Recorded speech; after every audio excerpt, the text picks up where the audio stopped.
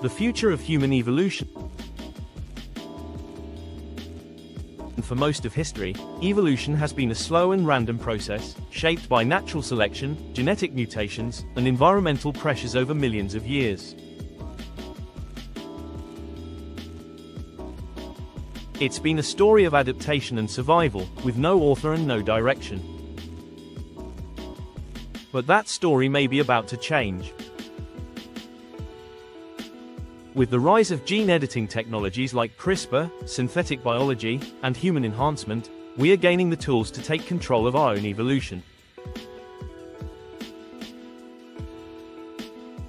The question is no longer whether evolution can be directed, but whether we will choose to direct it. This emerging shift has sparked intense debate among scientists, philosophers, and futurists. Some believe we are at the beginning of what they call the age of directed evolution, where humanity no longer waits for nature to do its work but actively shapes its own genetic destiny.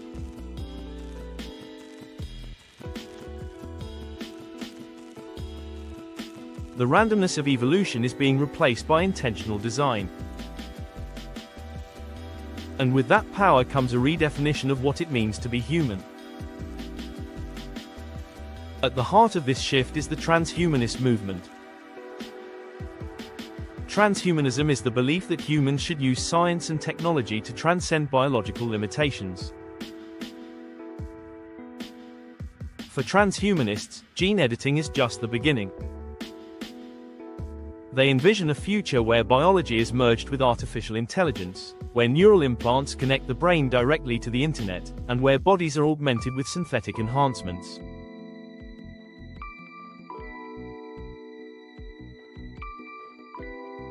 In this vision of the future, human beings are no longer bound by aging, disease, or even death. Instead, they evolve beyond biology into a post-human era, an era where consciousness may no longer be confined to the flesh. This might sound extreme, but pieces of this future are already being built. Brain-computer interfaces, like the ones being developed by companies such as Neuralink, are designed to merge digital processing with human thought. Meanwhile, geneticists are experimenting with synthetic biology, the creation of entirely new genetic sequences not found in nature. These aren't just edits to existing genes. They're wholly artificial constructs, designed to give cells new functions or abilities. In the future, these technologies could allow us to create humans with traits never before seen in the natural world. Traits like ultraviolet vision, underwater respiration, or enhanced cognitive states that surpass anything biology has previously allowed. This raises enormous philosophical questions. If we begin designing traits that evolution never selected for, are we still human in the traditional sense? At what point does enhancement turn into transformation? And what happens when different groups of people evolve along different technological paths, some choosing to augment themselves, others choosing to remain as nature intended?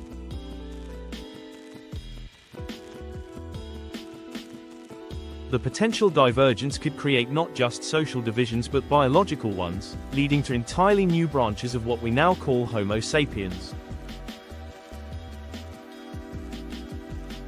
One of the most provocative ideas emerging from this conversation is the possibility that natural birth itself could become obsolete. If gene editing becomes reliable, safe, and normalized, prospective parents may increasingly opt for embryos that have been screened, selected, or enhanced for specific traits. In vitro fertilization may no longer be just an option for those facing infertility. It may become the standard method of reproduction for those who want to give their children the best possible start in life. Some scientists even suggest that artificial wombs, already in early development stages, could eventually replace the need for traditional pregnancy altogether. Combined with genetic selection and editing, this could create a world where reproduction is entirely managed by technology. Every child could be born with optimal health, heightened intelligence, and enhanced physical capabilities. But in achieving that level of control, we may lose something deeply human. Natural variation, unpredictability, and the fragile beauty of chance could be replaced by engineered perfection. The post-human era, as some call it, isn't a science fiction fantasy. It's a plausible outcome of technologies already in development. As we begin to merge biology with code, software with cells, and evolution with intention, we are stepping into unknown territory. The idea of what a human is, biologically, mentally, and philosophically, is being rewritten. Yet this future is not predetermined. Just because the technology exists doesn't mean it will be adopted universally or without resistance. Many cultures around the world still place deep value on natural life and traditional human identity. There may be social and ethical pushback against widespread enhancement, especially as the implications become clearer. Governments may place limits on certain kinds of modifications, just as some already do with cloning and embryo selection. But history suggests that once a technology is possible, and especially once it becomes profitable, it's hard to stop its spread. The future of human evolution will likely be a patchwork of choices, shaped by culture, economics, and access. Some societies may embrace full genetic enhancement and cybernetic integration. Others may reject it in favor of preserving what they see as natural humanity. In between will be a wide spectrum of adaptation, experimentation, and divergence. The result may be a world in which the definition of human is more flexible, fragmented, and fluid than ever before. We are moving from a world shaped by chance to one shaped by choice. That shift is as exhilarating as it is terrifying. For the first time, we are no longer just the product of evolution, we are its authors. What we choose to write next will define not only the future of our species but the very essence of life itself. Global regulation versus the genetic Wild West. As gene editing technology surges ahead, laws and regulations are struggling to keep up. Governments around the world are racing to create legal frameworks that balance innovation with ethical responsibility, but progress is uneven, fragmented, and in many cases, dangerously behind.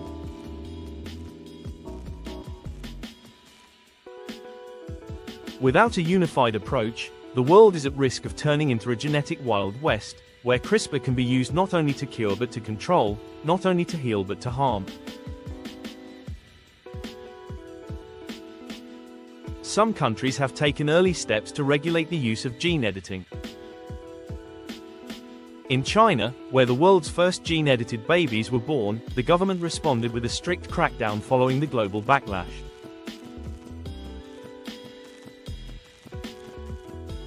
He Jiankui's unsanctioned experiment led to new guidelines issued in 2019, criminalizing unauthorized human embryo editing and increasing oversight of gene editing research.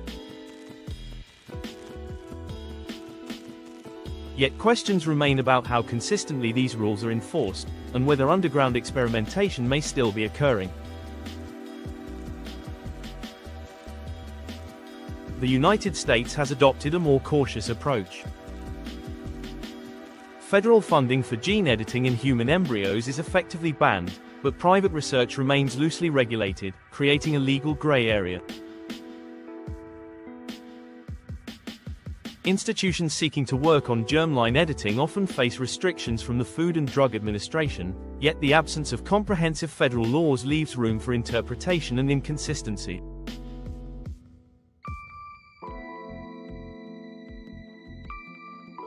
States may differ in how they handle the ethics of enhancement, and enforcement can vary depending on political leadership and institutional values. The European Union, meanwhile, has some of the most stringent regulations on gene editing. The EU prohibits germline modification and has tight controls on genetically modified organisms, including crops. However, critics argue that these laws are based more on public fear than scientific evidence and that they risk stifling innovation. In contrast, the United Kingdom, no longer bound by EU law, has shown signs of a more progressive stance, allowing limited gene editing in embryos for research under strict conditions. Beyond individual countries, the World Health Organization has issued global recommendations. In 2021, the WHO released a set of advisory guidelines urging all nations to prohibit gene editing in human embryos intended for reproduction, at least until more is understood about the long-term effects. The organization also called for the creation of a global registry to track gene editing trials and promote transparency. But these guidelines are not legally binding, and compliance depends entirely on voluntary cooperation. For countries with looser regulations or economic incentives to push ahead, the pressure to compete may outweigh ethical restraint. This regulatory patchwork has created serious gaps, loopholes that can be exploited by rogue scientists, private companies, and wealthy individuals seeking enhancement outside the oversight of established medical systems.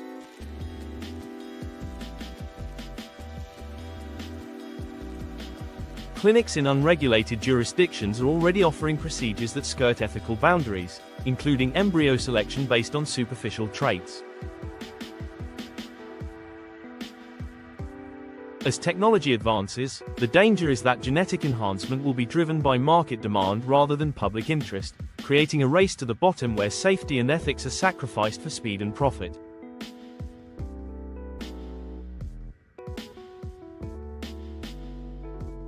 The need for a global treaty on gene editing is becoming more urgent. Experts across disciplines, from genetics to international law, are calling for a coordinated international agreement that defines acceptable use, enforces transparency, and sets clear boundaries between therapy and enhancement.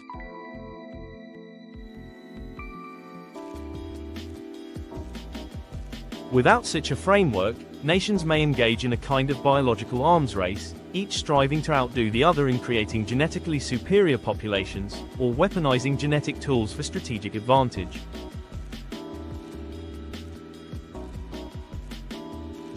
This brings us to a darker but very real concern: the dual-use nature of CRISPR.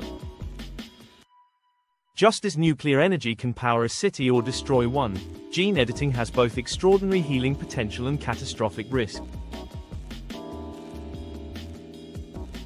CRISPR has already been demonstrated as a possible bioweapon, capable of engineering viruses with enhanced virulence or resistance. The technology is cheap, accessible, and powerful. That combination makes it a national security issue as much as a scientific one. Intelligence agencies are beginning to track gene editing capabilities not only for medical breakthroughs but for their potential use in warfare or terrorism.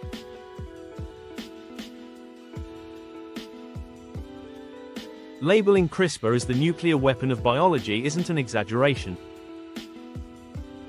The same technology that can eliminate genetic disease can also be used to destabilize populations or disrupt ecosystems.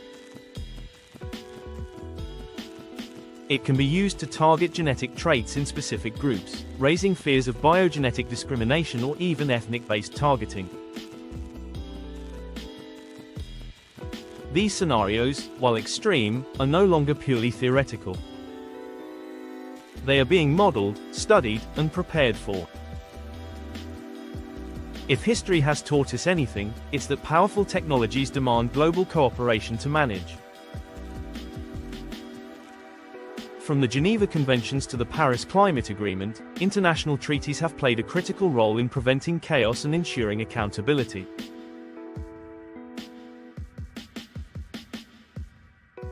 The same approach is needed now for genetic engineering.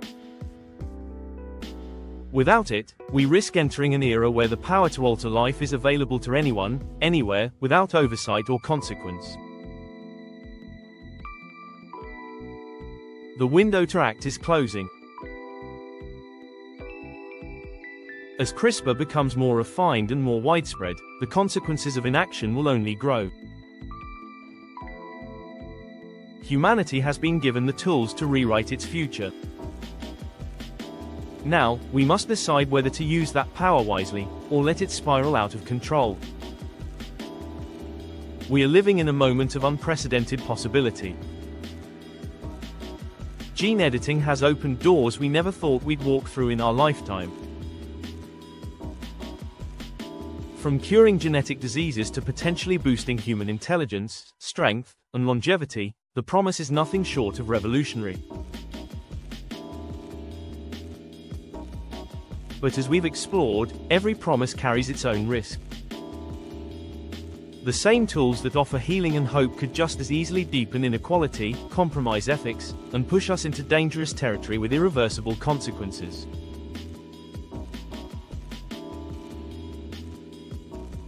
Throughout this journey, we've traced the evolution of genetic engineering, from Mendel's experiments in the garden to the discovery of DNA, the rise of CRISPR, and the real-world breakthroughs in gene therapy.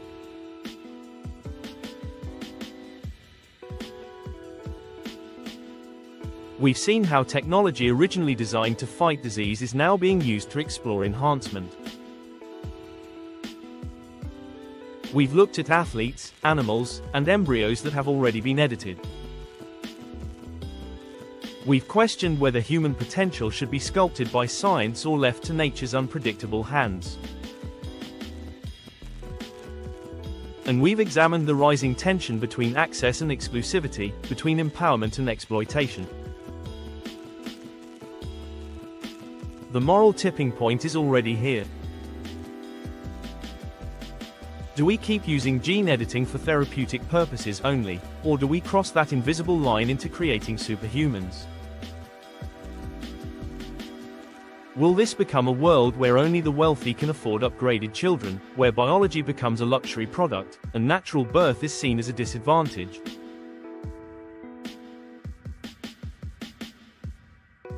Or will we find a way to ensure that the benefits of this technology are shared, regulated, and used with integrity?